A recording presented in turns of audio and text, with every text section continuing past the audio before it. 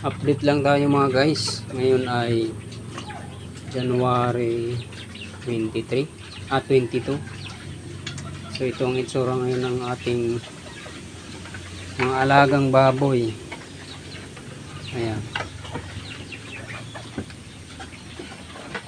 So meron pa akong natitira na mga pwedeng malitso na mga biik. Siyam na piraso. Tapos ito yung inahin natin. Nanganak siya noong October pa. Pero until now, hindi pa rin sila nabubulugan. Hindi kaya naiiyay. Luging-lugi na ako. Wala na akong maipakain sa mga baboy ko. Gusto ko nang mag-stop. Pagod na ako. Ano ko yung gagawin ko?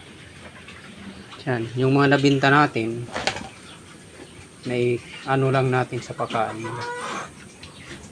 So, yan ang nangyari. So, imbis na magkaroon tayo ng kunting kita, lugi.